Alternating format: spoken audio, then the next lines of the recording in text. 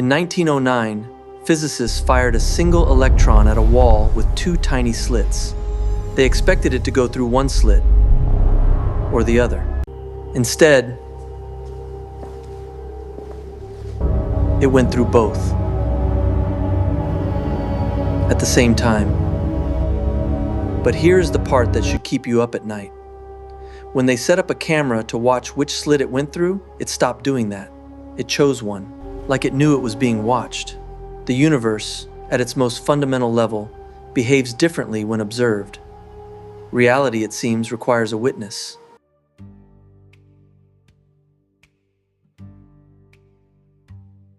This is called the observer effect. And in the centuries since that experiment, it has never been satisfactorily explained. John Wheeler, one of the greatest physicists of the 20th century, the man who coined the term black hole, spent decades wrestling with it. His conclusion was radical. He called it the participatory universe. Wheeler believed that observers, conscious beings, are not just watching reality unfold, they are actively participating in bringing it into existence. The von Neumann-Wigner interpretation goes even further.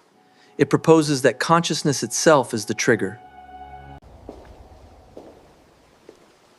That without a mind to observe, the universe exists only as a mathematical cloud of probabilities, not metaphor, not philosophy. Which raises a question that physics has never been able to answer. If observation creates reality, who or what was the first observer?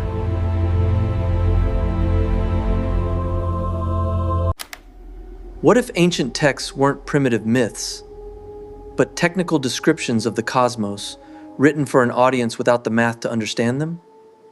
5,000 years ago, on the banks of the Sarasvati River, a text was compiled that Hindu scholars call the Srimad Bhagavatam. It describes, in extraordinary detail, the moment before creation.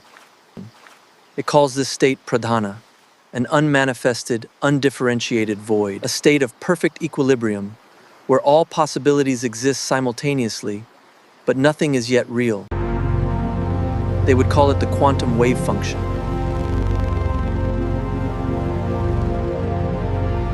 Then the text describes what happens next. The Supreme Person placed his seed into her by his glance.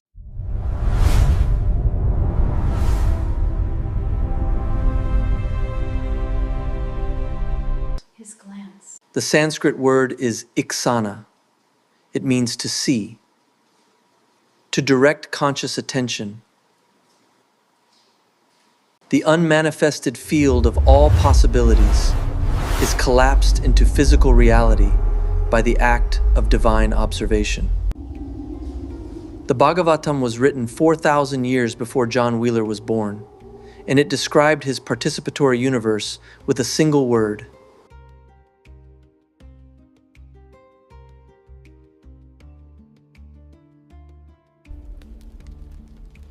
Now open the book of Genesis. Most people know the translation, the Spirit of God moved upon the face of the waters. But the original Hebrew word translated as moved is Merachephet.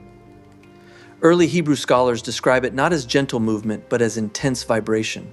The high-frequency fluttering of a bird's wings over her nest. And those waters? The primordial deep was never meant to be literal water. It was the formless field of potentiality.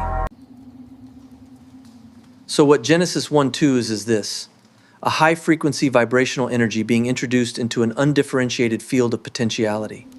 In string theory, the fundamental unit of reality is a vibrating loop of energy. Different frequencies produce different particles build different matter. In other words, Genesis 1:2 may be a description of string theory, written 3,000 years before string theorists were born.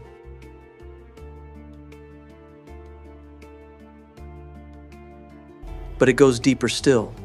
In the 1980s, a brilliant physicist, a protege of the greatest mind of the 20th century, proposed something most of his colleagues weren't ready to accept.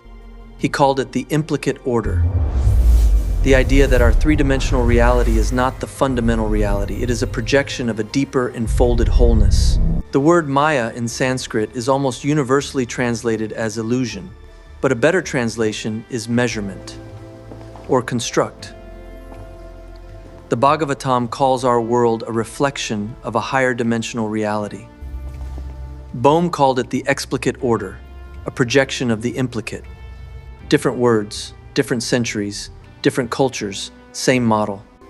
And then Genesis adds one final layer that stops physicists in their tracks. Let us make man in our image.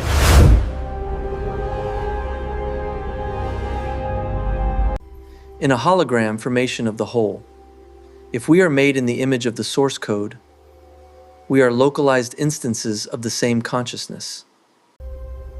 Subroutines running the same smaller scale. A localized version of the universal will, a smaller version of the original observation.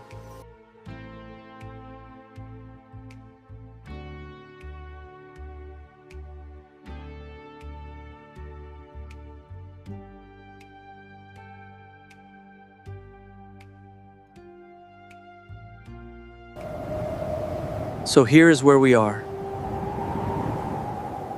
Quantum physics tells us reality requires an observer to exist. The Srimad Bhagavatam describes creation beginning with the conscious glance of a supreme observer, 4,000 years ago. Genesis describes a vibrational energy into structured reality, 3,000 years ago. And one physicist spent his entire life proving mathematically that the reality we see is a projection of a deeper truth, just as the Vedic text described it. These weren't myths written by primitive people trying to explain thunder. They were technical descriptions of the deepest nature of reality, written for an audience that had not yet invented the mathematics to understand them. The truth was always there. We just needed the science to catch up. This is The Truth is Stranger, and we are just getting started.